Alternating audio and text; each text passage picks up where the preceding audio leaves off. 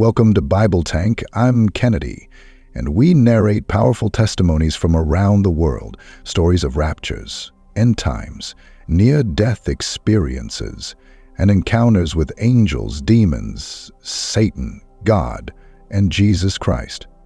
If you enjoy stories like these, consider subscribing to our channel. We'd also love to hear your thoughts. Share them in the comments below. If you have personal testimonies, visions, or revelations from God to share, feel free to send them to us via our email address in the description below. We will be honored to read your story, which could inspire, uplift, and encourage others in their faith journey with Jesus Christ. Now, let's get started.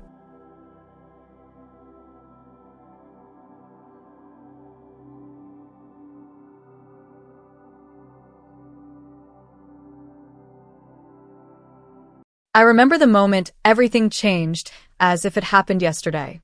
I was 10 years old, wandering down the hallway to grab a snack from the kitchen. The afternoon light filtered through the windows, warm and familiar, but what came next was anything but ordinary. Out of nowhere, my vision blurred, and the world around me vanished. I wasn't in my house anymore. Instead, I stood in the clouds.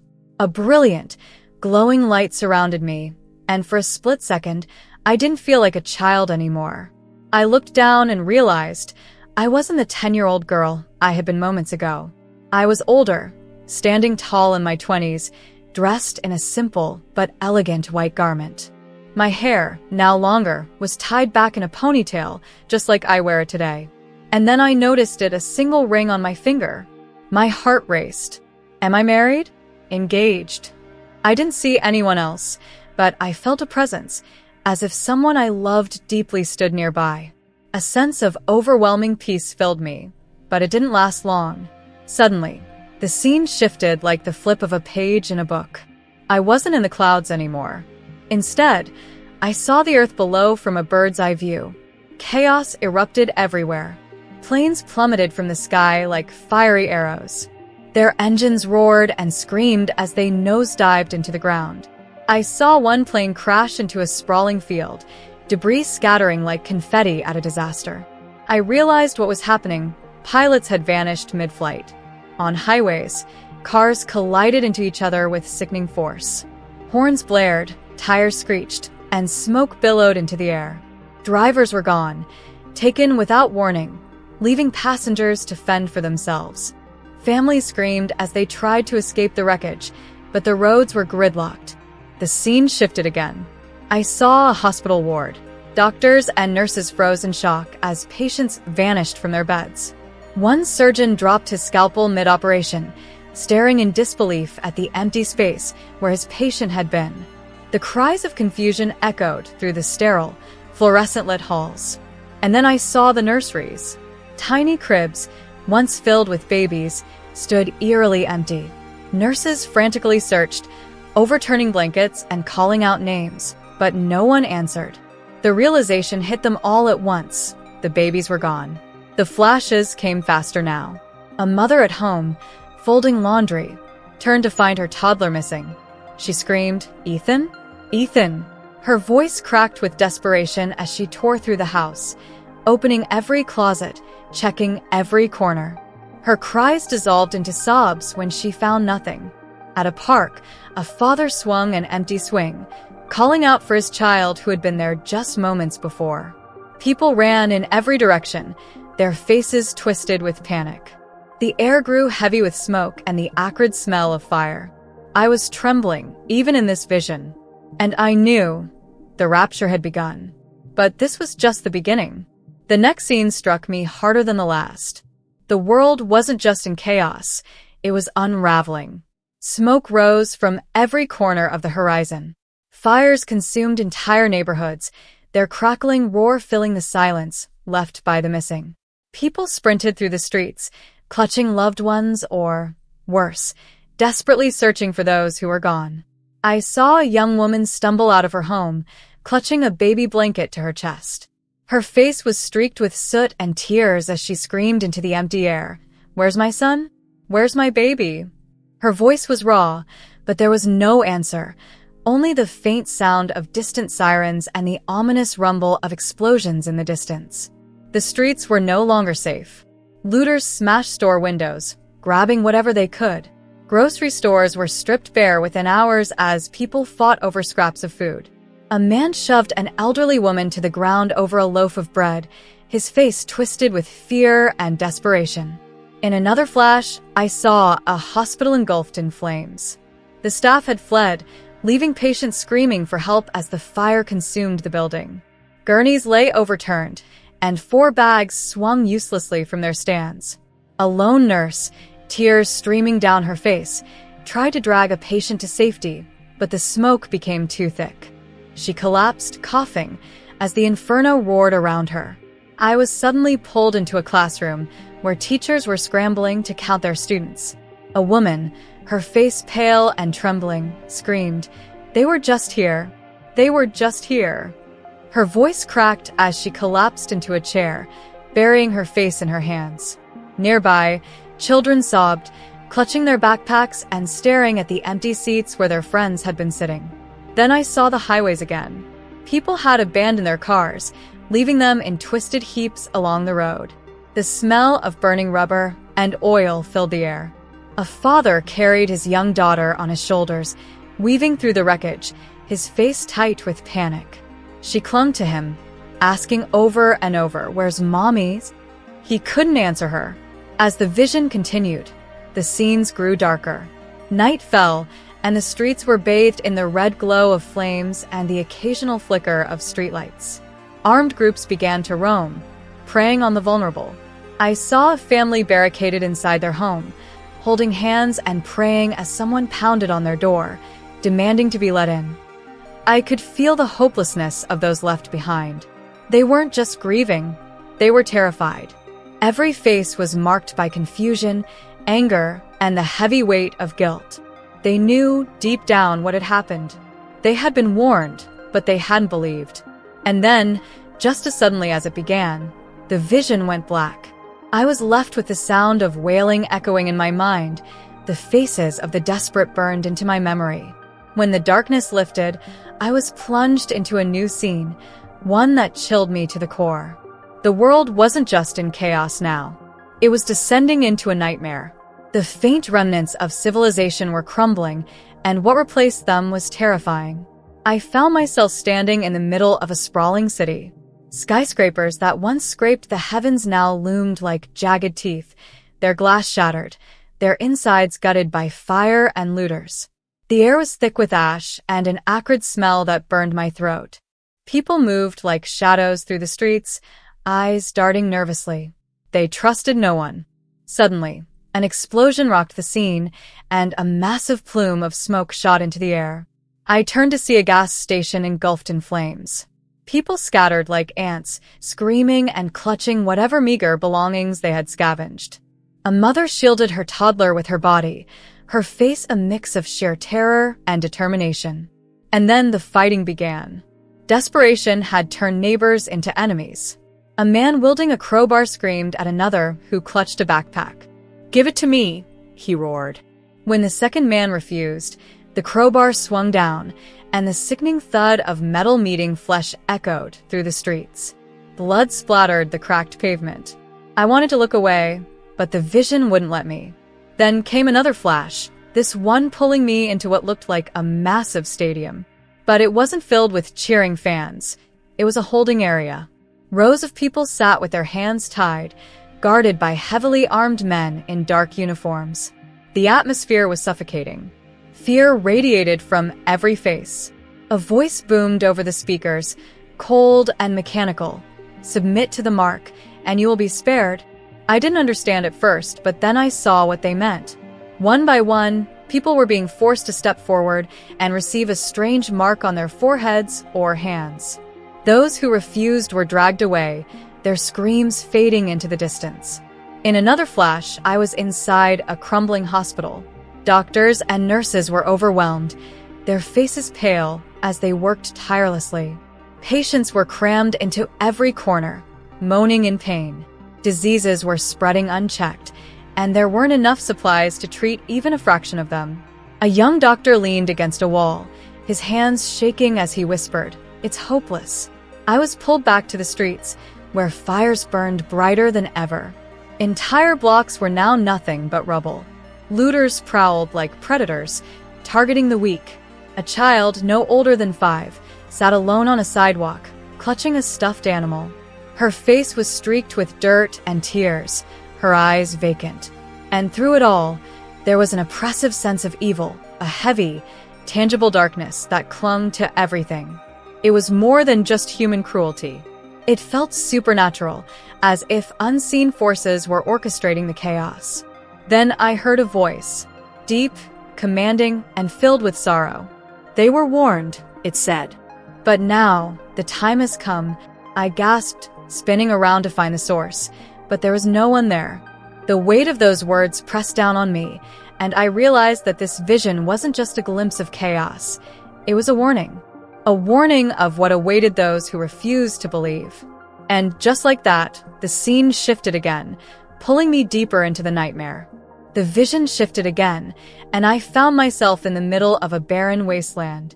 The ground was cracked and lifeless, as though the earth itself had been scorched by the weight of sin. The sky was an unnatural shade of red, and a suffocating heat pressed down on me. It felt as though the very air was trying to choke the life out of anyone who remained. I heard the sound of distant cries, wails of anguish that grew louder with each passing moment. My feet moved on their own, carrying me toward the sound. What I saw next made my blood run cold. A group of people huddled together in a makeshift camp, their faces gaunt and hollow. They looked more like shadows of humanity than living beings. Children cried out in hunger, their voices hoarse and weak. Parents clutched their little ones, trying to offer comfort they no longer had to give.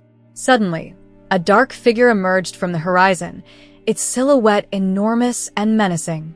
It moved with an unnatural grace, flanked by others dressed in armor that glinted like black glass. The people in the camp froze, their eyes wide with terror. The leader raised a hand, and with a single command, the soldiers descended upon the group. What followed was unspeakable: shouts, screams, and the sounds of flesh and bone meeting unyielding metal. The ground was stained red as families were torn apart before my eyes. I tried to cry out, to intervene, but it was as though I wasn't truly there, an unseen observer, forced to witness every horrific detail. The scene shifted again. Now, I was in a cavernous hall, illuminated by an eerie, flickering light. At the far end of the room stood a throne, grotesque in its design. Twisted, jagged metal formed its base, and atop it sat a figure cloaked in darkness. Its presence exuded pure malevolence, and the air around it seemed to vibrate with unholy power. Before the throne, people knelt in chains. Their faces were pale, their bodies trembling. The dark figure raised its hand, and the people bowed lower, their foreheads nearly touching the ground. "Swear allegiance," the figure hissed, its voice slithering through the air like a serpent. "Deny him, and you will live." One man hesitated, clutching a cross pendant around his neck. His lips moved in silent prayer. The dark figure's eyes glowed with fury. With a flick of its wrist, the man was dragged away by unseen forces, his screams echoing through the hall. I wanted to look away, but the vision wouldn't let me. I was pulled into another scene, this time a marketplace overrun with chaos. Fights broke out over scraps of food. Bodies littered the streets, and the few who remained alive were reduced to scavengers, their eyes darting with desperation. A man collapsed in front of me, clutching a loaf of bread to his chest. Another man kicked him aside, snatching the bread and disappearing into the shadows. Through it all, the voice returned, calm yet sorrowful. "This is what becomes of a world without me. But my mercy is not gone. There is still hope for those who call upon my name." The words filled me with a glimmer of hope, but the darkness around me grew thicker. The tribulation was far from over. The vision blurred, then refocused, showing a stark new reality. I found myself in the middle of a bustling city that no longer felt like a city. Towers loomed, but their windows were shattered, their exteriors blackened by smoke.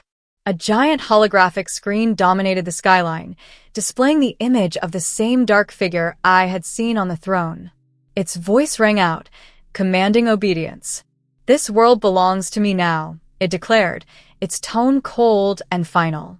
"Take the mark and live. Refuse and perish." I didn't need to look far to understand the weight of those words. Everywhere I turned, people were lining up in long, snaking queues. Armed guards flanked each line, ensuring compliance. Their faces were devoid of empathy, their movements mechanical. The people in line had fear etched into their features. Many bore the mark on their foreheads or hands, a symbol glowing faintly, pulsing like a heartbeat. But others, those who refused, were dragged away to a grim fate. I was suddenly pulled into one of these processing centers. Inside, the air was suffocating, heavy with despair. A young woman was shoved forward, her knees buckling as she hit the ground in front of a cold, metallic table. "Take the mark," a guard demanded, his voice devoid of emotion.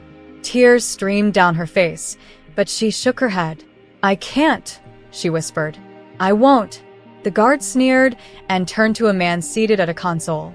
With the press of a button, the young woman was taken away, her screams piercing the air. I felt my heart shatter. Yet, as I watched, something else caught my attention. In the shadows, a group of people whispered to one another, their eyes flickering with determination. "We have to keep moving," one of them said. "The safe house isn't far." They were part of the resistance, a remnant of believers who refused to bow to the dark figure or take his mark. They risked everything to remain faithful. The vision shifted again, showing me one of their secret gatherings. The room was dimly lit, filled with men and women of all ages. A child clung to his mother, his wide eyes scanning the room. An older man stood at the center, holding a worn Bible. His voice was soft but resolute. "The Lord has not abandoned us," he said. "Even in this darkness, He is with us. We are the light. We are His witnesses." I saw their faces brighten with hope as they prayed, their voices rising in unison. The contrast was stark, the chaos outside versus the peace that filled this room. But the peace didn't last. Suddenly, the door burst open and soldiers stormed in, weapons drawn. Screams erupted as the believers were rounded up. I wanted to scream, to intervene, but again, I was powerless. The vision pressed on, showing me the cost of unwavering faith in the face of ultimate evil. The world had become a battlefield, a choice between allegiance to the dark figure and loyalty to the God who seemed absent but was closer than ever. The scene shifted violently, like a storm tearing through my mind. I was no longer in the darkened city, but on barren, cracked land. The sky above was a swirling mass of red and black, filled with an oppressive heat that seemed to suffocate everything below. It was as if the earth itself was groaning under the weight of what was unfolding. I saw rivers turning thick and crimson, their waters undrinkable. People stumbled along the banks, their faces gaunt with thirst and desperation. Crops withered in the fields, and animals lay lifeless in heaps. A plague of locusts swarmed the landscape, their buzzing a deafening roar. They didn't feed on plants, though. They descended on people, tormenting them relentlessly. The air was filled with cries of agony. "Why is this happening?" one man shouted as he clutched his head, his body writhing in pain. His words echoed, unanswered. Above, I noticed something peculiar. Angels, majestic and somber, were pouring bowls of something thick and glowing onto the earth below. Each bowl unleashed a new wave of catastrophe. The sun's light intensified, scorching the skin of those who roamed outside. Buildings ignited like dry wood, fire spreading uncontrollably. I saw great hailstones the size of boulders crashing from the heavens, pulverizing everything in their path. People screamed, scrambling for shelter that wouldn't hold. The chaos was beyond comprehension, yet I could sense a divine purpose in every event. This wasn't random destruction, it was judgment. The vision dragged me further into the horrors of the tribulation. I saw immense beasts prowling the land, their eyes glowing with malevolence. They seemed to seek out those who still resisted the mark, their roars shaking the very ground. One of them lunged at a man who was kneeling in prayer, tearing through him in a flash. But even in this nightmare, I saw flickers of hope. A small group of believers huddled together in the ruins of a church, their voices united in a hymn. The words rose above the chaos, defying the despair surrounding them. "Though the earth gives way, we will not fear," they sang, their faces radiant with faith. They knew their suffering was temporary and their reward eternal. The final vision was unlike anything I had experienced. It began with a stillness, a silence that fell across the heavens and the earth. The chaos of the tribulation seemed to pause as if the world itself was holding its breath. Then, from the east, a light pierced the darkness, a radiant brilliance that outshone the sun. It grew larger and brighter, and as it drew near, the entire sky transformed. Clouds rolled back like a scroll, revealing the majesty of heaven. My spirit trembled, for I knew what was coming. And then I saw him. The clouds tore apart, revealing a figure on a white horse. His eyes burned like fire, and a sword extended from his mouth. His presence was overwhelming, powerful yet pure, terrifying yet comforting.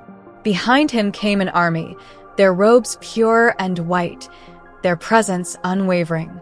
These were the saints, those who had been taken in the rapture, and those who had laid down their lives during the tribulation. They followed him, not as warriors with weapons, but as victors returning in triumph. The earth shook as his horse touched down. The armies of darkness, led by the beast and the false prophet, gathered to confront him. Their weapons glinted in the fading light of the sun, their forces vast and fearsome. But there was no fear in the face of the one who had come to conquer. He raised his hand, and a sword extended from his mouth, a word, a command that reverberated across creation. The armies of the beast faltered, their weapons falling from their hands as terror gripped them. One by one, they crumbled, overtaken by the sheer power of his presence. I saw the beast himself, his arrogance stripped away, attempting to flee. But there was no escape. Angels descended, seizing him and the false prophet, casting them into the lake of fire. Their screams echoed as justice was served. Then the king spoke, his voice like the roar of many waters. "It is finished." With those words, the earth was renewed. The sky, once darkened with smoke and ash, became clear and blue. The rivers ran clean, the trees blossomed, and the barren lands were restored to lush beauty. Cities that had been reduced to rubble were rebuilt, their foundations strong and enduring. I saw the people, those who had survived the tribulation and remained faithful, gathering at his feet. They wept, not in sorrow, but in overwhelming joy. He wiped away their tears, and the scars of their suffering faded under his touch. Then he turned to me. For a moment, our eyes met, and in that instant, I felt a peace that surpassed all understanding. "Behold, I make all things new," he said. The vision faded, and I was back in my room, trembling but filled with hope. I knew I had been given a glimpse of the end, and the beginning. A warning, yes, but also a promise. The king is coming. Will you be ready? Thank you so much for watching this video and taking the time to explore this powerful vision of the rapture and its impact on our lives today. If this message has encouraged or challenged you, I invite you to join our growing community by subscribing to the channel. Don't forget to like this video, share it with friends and family who might need to hear this, and leave a comment below with your thoughts, reflections, and let's continue the conversation together. And don't miss out on future content. Ring the notification bell so you're always updated when new videos are uploaded. As we reflect on the hope we have in Christ, let's hold on to the promise of Revelation 22:12. "Behold, I am coming soon, bringing my recompense with me to repay each one for what he has done." Stay encouraged, stay faithful, and remember, the Lord is with you always. God bless, and I'll see you in the next video.